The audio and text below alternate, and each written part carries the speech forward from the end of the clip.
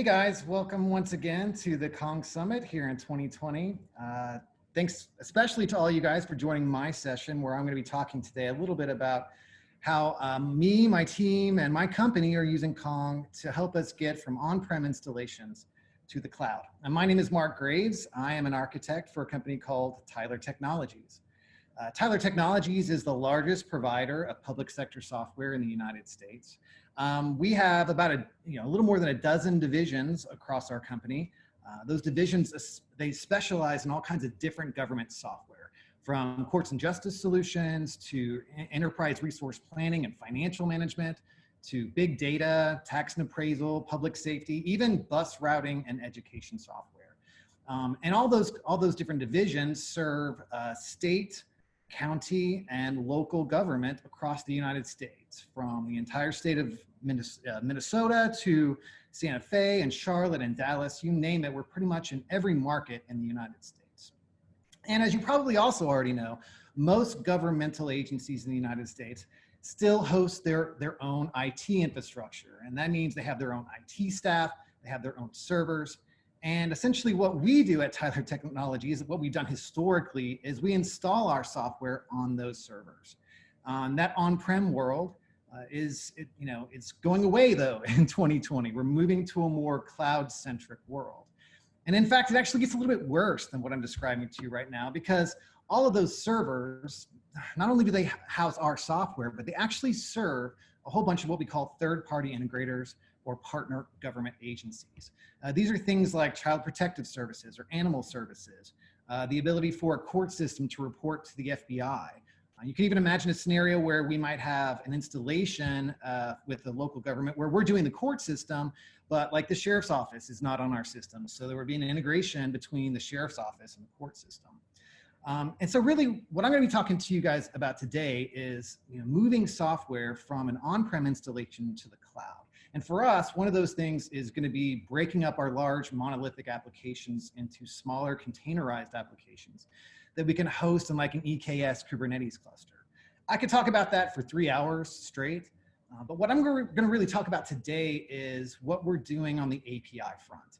And that's really what we're looking at on this slide right now. How are we going to move all of our public secured APIs from on-prem servers to the cloud?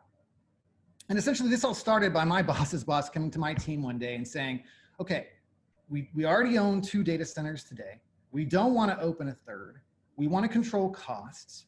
And with the prevalence of ransomware attacks and other security issues in the United States today, we also want to provide a more secure product to our clients. So what we've done is we've signed a contract with AWS, and we want your team to go out and actually work to move all those on-prem installations to the cloud. So my team and I ended up having our little Nancy Kerrigan moment. We hugged it out, asked ourselves the question, oh, why us? Because that's a really, really hard problem to solve. And then we just started really looking at what we were up against. So what problem do we really face? Well, one of the first problems we looked at and realized we really needed to solve was the fact that when it came time to move an installation from on-prem to the cloud, we really needed an easy way to make that flip, right? And so that's the first thing that we really focused on. How are we going to be able to, at the time that the service moves, easily move that service from an on-prem server to the cloud? And then we actually started evaluating our APIs and really started looking at them. And we realized, number one, the URLs for our APIs were really, really cryptic. They often contain the server name, the name of the server that was actually doing the work. And they were just not easy to formulate. In fact, I've put some examples up on this slide right now. And just for the record, all these URLs are fake to protect the innocent. But you can sort of look and see what I'm talking about. Like on the very top one there, it says dendvsvprod2.tylertech.com/somepath to some service. And we thought, well, maybe we can use this as an opportunity to make our URLs better going forward. The other thing we realized is we have a lot of API diversity. We have REST APIs. We have SOAP APIs. Yes, we're still using SOAP. We have WebSocket connections that are used for things like a virtual court system, where we're transferring things back and forth across a persistent connection. We're shipping all kinds of different payloads from JSON to XML to even large PDF documents and other types of media. And keep in mind that a lot of the APIs that have been written for our company were written to a spec that was encoded in law, not necessarily using practical experience in technology, right? So we have a lot of API diversity to deal with, and we need a flexible solution that knows how to deal with all those things. The second thing we looked at and realized is that, Tyler Technologies has historically over the decades brought in new divisions through acquisition. We buy these companies, and these companies often come with strategies and sort of a whole model they've developed around their APIs. And that means we end up with a lot of diversity in terms of security models. Yes, we still have some teams using basic auth, which is the worst thing you can do in 2020. And we're going to be using this initiative to get to the cloud to try to take care of some of those issues we have in our security. But then we also have teams that are using like Okta, which is the pinnacle of identity management in 2020. We're shipping Java Web Tokens. We're shipping SAML tokens. We're using OpenID Connect in some divisions, OAuth 2 and others. And we wanted to make sure that we had a solution that would allow us to host a whole different, a large variety of different security models. And then as we were looking at the APIs, another thing that we realized, and I'm sure this has happened to you as well, is we don't have a lot of documentation. We're trying to learn about these APIs, and we realize we don't even have documentation we can use to learn about those APIs. And so, we looked up and thought, okay, well, it'd be really great if we had actual documentation that was globally referenceable by our third parties and our partner government agencies so that they could learn about our APIs. They could go out on the internet and they could, poke around on our APIs and test them before they implemented their own integration solution. I'm sure you've all been in this situation as well. Like I said, documentation is hard. And that's why we really want to generate our documentation, if at all possible, just the way that Swagger docs get generated often when you build your project. And so, we looked up and said, okay, well, it seems like the right solution for us is to have an API gateway. That seems like the right thing for us to do. And we're an AWS company. I love AWS. I do think it's probably the best cloud solution out there today. And so our first question was, well, why don't we just use API gateway in AWS? It seemed like a reasonable call. Well, we immediately hit a problem. And the problem we faced was that the best you can do in AWS is a 30-second timeout. And that's reasonable in the cloud world. Don't get me wrong. I'm not saying that a 30-second timeout is an unreasonable limit. But for our business, unfortunately, it kind of was unreasonable, because you can imagine a scenario where you might make an API call that generates, as an example, a fire code violation document with dozens of high resolution images, sort of similar to what you see on my slide right now.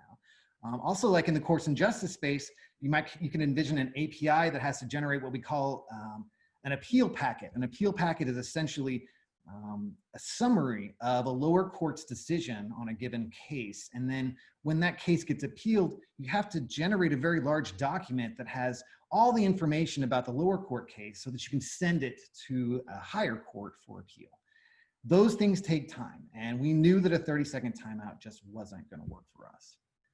Now, AWS also supports all the security protocols that we need. We can do everything we need in AWS, but it is going to take some work. So for instance, if we want to use Okta, we're going to have to write a Lambda authorizer function. If we want to use Identity Server, we'll have to write a different Lambda authorizer function. If we wanted to use IAM for our security for APIs, number one, that would be crazy. That is not what we want to do. That's the furthest thing that we want to do. So we just looked up and thought, well, it would be really nice if we could get security, but we could get it easier, right? That it wouldn't be so hard. The other thing that we've learned from standing up Lambda functions out in AWS is that CORS isn't as easy as it seems in AWS API Gateway. It seems really easy, right? You just click the actions button and then that drop down, and then you click enable CORS, right? Yeah, no, it ended up not being quite that easy. And the reason was because automation of that CORS configuration was actually kind of tough in CloudFormation. When CORS got broken, we found that it was kind of hard to fix. So we really wanted to find a way to make cores easier as well. And so we asked ourselves, okay, if we can't use API Gateway in AWS, what other solutions exist? And we started evaluating different products. We ended up selecting Kong. And here are some of the reasons why we did that. The first reason is that there isn't a timeout, right? I can choose to make my timeout really small. I can choose to make my timeout really large, or I could choose to not have a timeout at all. Not having a timeout at all is probably not what we're going to do, but this does give us the flexibility to have long-running API calls still succeed. The next thing is security, right? We really wanted security to be easier. And with Kong, all we really needed to do was put up a plugin in Kong for our OIDC, for OpenID Connect, right? And we could essentially create a standardized identity call right there in Kong for all of Tyler's services, regardless of what division was making the call, right? And so the way that would work is an API consumer would make the call, Kong would receive a JWT token from that API consumer. Kong would then call into Okta to verify the signature on that token. And then the on-premise apps that are out there, they can continue to do whatever security they were doing before. And but we will always have the ability to interject Tyler's main identity solution on any API call that's already happening. And then core setup was really, really easy. I'm showing you a screenshot right now of our cores configuration for our developer portal on one of our Kong instances. You know, this is it. All we really had to do is add one plugin, put in the origin URL and the methods that were allowed. And then boom, we click save and cores just works and it doesn't break. And it was just really, really simple. And maybe the best part was when we chose Kong, we got a lot of icing on the cake. So for instance, the request and response transformation plugins that exist inside of Kong allow us to formulate any URL that we want to the outside world, essentially creating a facade, right? So that we can create a very standardized, consistent URL structure for Tyler as a whole, as a corporation. And then when you send in a request, we can actually use that request transformer to change the request we received into something that the upstream service can understand. And that was really great for us. Second thing was access control list. This is just yet another option for us in terms of security. It gives us the ability to give access even to specific endpoints to consumers of our services. Another great thing is AWS Lambda integration, which I think has been done really, really well inside of Kong, because essentially there's just a checkbox that you check that says, hey, I'm going to be calling a Lambda function. Make sure to format my call in a way that AWS can understand it. And we have found that checkbox to be super awesome. And finally, and maybe most importantly, was the Datadog integration. Tyler Technologies is a big consumer of Datadog. We ship all of our cloud logs to Datadog for aggregation, and it was just a really, really great thing to have. And so we looked up and we chose Kong and we decided, all right, we need to make a plan around this. We need to plan for a future that is essentially an evolution, not a revolution, because we want to end with a revolution, but we can't get there in one step. We need to evolve toward that plan. So what we did is first we said, okay, we need to mandate and govern that our URLs at Tyler be more consistent and be easier for our third-party integrates to formulate, right? And so what we decided to do is we're going to have sort of a structure where we say tenant.domain/path to service. We're not going to allow any headers, any custom headers to be sent through. We're going to take any information that needs to be encoded in headers to be sent to an upstream service, and we're going to use the request transformer to add those headers by plucking information off the path. And then we'll have a very standardized way for teams to formulate their URLs. And we're going to mandate that now before we ever start moving to the cloud.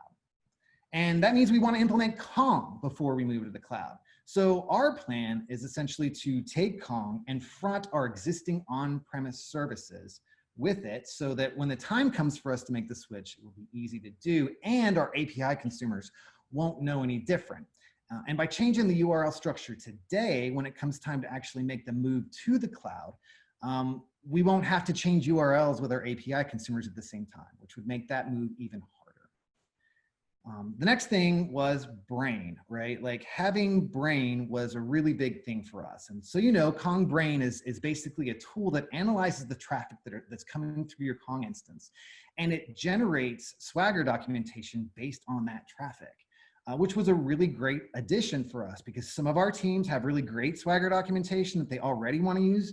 And some of our teams didn't have any documentation at all. And so we are mandating that every team needs to create and/or generate documentation to be posted up into the Kong developer portal for third-party integrators to use. And finally, and maybe most importantly, once we have those URLs in place, once we have Kong fronting all of those on-premise services, when the time comes for us to move a service from an on-prem installation to the cloud, all we have to do is go into Kong and point a given route from the on-prem service to the cloud service. And then our third-party integrators should have no idea that it even happened. And so we looked up and said, all right, now we've chosen Kong as our solution. What are we actually going to build? And our team at Tyler believes that if you can't automate it, it's not worth doing. And so the first thing we decided was we need to build a CloudFormation template that we can use to create a Kong instance in any AWS environment we want to at any time. And that's exactly what we did. If you've ever built anything in AWS, the first thing that you have to build is a VPC. And of course, that's exactly what we did. We wanted this to be a highly available solution. And so what we did is we made sure that we spanned at least 3 availability zones. So we're spanning 3 availability zones. We have 3 public subnets and 3 private subnets. And then we started layering on top of that the actual network infrastructure. Of course, any VPC needs an internet gateway in order to access the outside world. We also have an external application load balancer, ALBv2, running in our VPC. That load balancer is going to be taking traffic from the outside world and shipping that through to our private subnets where our Kong instances are going to live. The next piece that we thought was really, really important was a NAT gateway. We actually added a NAT gateway to enable all traffic coming from our Kong instance to be coming off of one and only one IP address. This was important because our clients want the ability to whitelist that IP address to ensure that they're really receiving traffic directly from Tyler Technologies and from nowhere else. The last piece of network infrastructure we really had to add is we added a network load balancer in our private subnets because we knew we were going to have a cluster of Kong nodes. And we knew we'd have a cluster of Brain nodes, and we wanted to make it easy for those 2 clusters to communicate with each other. And so that's the next set of pieces that we added. I think I already mentioned earlier that our cloud strategy is to containerize and move things into an EKS Kubernetes cluster. And so a lot of people might ask at this point, well, Mark, why didn't you guys just create an ingress controller out of Kong that sat in front of your EKS cluster and routed traffic? Well, as you can see from my presentation, we're starting by having Kong front on-prem services. And so we have an ingress controller sitting in Kubernetes that would be taking traffic from the outside world and then shipping it right back out to the outside world. Plus, we're already using Nginx as an ingress controller in our existing Kubernetes cluster. And we like it, and it's configured well, and we didn't really want to have to refactor it if we didn't have to. And so what we did is we created an auto-scaling group of C5N nodes. C5N, that's basically compute optimized, network optimized generic instances, VMs, running inside of AWS. And we put them in an auto-scaling group because Kong automatically clusters. And that's really, really cool for us because that means that we can create an auto-scaling group. We can create an initialization script that installs Kong, configures Kong exactly the way that we want it configured, and creates an instance from scratch so that all we have to do, should we want to scale up or scale down, is go and just change an integer inside of AWS to say, now I want 6 nodes instead of 5, or I want 4 nodes instead of 5. We essentially did the same thing with Brain and Immunity. Immunity is like Brain in that it evaluates your traffic and gives you a heads up about potential problems that might be happening inside your APIs. And Brain and Immunity, they're packaged as one unit. We're primarily using Brain right now. And so we created a cluster of Brain nodes as well. Each of those Brain nodes has Docker installed on it, and we're running Brain and Immunity as Docker containers in those particular nodes. Finally, you know that all software needs to have a data store. We actually created 2 PostgreSQL data stores, both Aurora Postgres with read replicas, one for Kong, one for brain immunity. Kong relies heavily on caching for its clustering as well as for performance. And so we created a pretty hefty Elasticache Redis cluster with failover in AWS. And that serves both brain immunity and Kong. But again, for us, it's automation, automation, automation. And so we were looking up when we were done saying, okay, how are we going to automate the configuration of a Kong instance? Because we don't want all of our teams across Tyler jumping into the Kong UI to do configuration. So the first tool we found was Kong Deck, which is written by Harry at Kong. And I can assure you that Harry is as smart as his hair is large. His code is open source. It's a Golang CLI. And it's really well written and it works great. Essentially with Kong Deck, you can create a YAML representation of the configuration that you want to post to Kong, and you can easily post it. Furthermore, you can reverse that, right? And you can actually pull down or dump all the configuration in your Kong instance to down to your machine and YAML files as well, giving you sort of the opportunity to back up your Kong configuration with YAML files. Though Kong Deck is super awesome and we think it's really well built, there were a couple things it couldn't quite do for us. So for instance, at the time we were developing our CloudFormation template, Kong Deck didn't really have the ability to create or delete a workspace. And so we created our own Golang CLI. I say we, it's really Sammy Kahn, who is my technical mentor at Tyler Tech. I hope you have a technical mentor as awesome as Sammy is. I love you, Sammy, you're the best. And he helped write a Golang CLI that essentially creates a workspace inside of Kong that has all of our rights and roles configured the way we want them to. It adds plugins like the OIDC plugin and the Cores plugin that I mentioned earlier, and all the other standard plugins that we think that every Kong installation of Tyler Technologies should likely have. And then the third part for us was the Kong Portal CLI, because we knew that some teams were going to want to post their own documentation, like literally their own text, as well as Swagger documents to our Kong developer portal.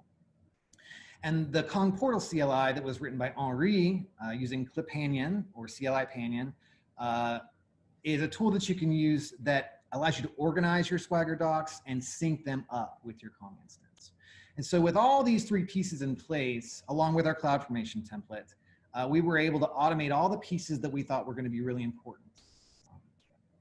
And so to that end, we've also open sourced our CloudFormation template. We are big supporters of open source technologies as well as consumers of open source technologies. We seek to contribute and we seek your contribution. And so we've actually posted that AWS CloudFormation template in GitHub so that you could go pull it right now and essentially build the infrastructure that I've outlined in the previous slides. And so that basically is the story of Tyler Technologies and our use of Kong to try to move our public secured APIs from on-prem to the cloud. I hope you enjoyed the presentation, and I definitely hope you enjoy the rest of the conference. Thanks so much.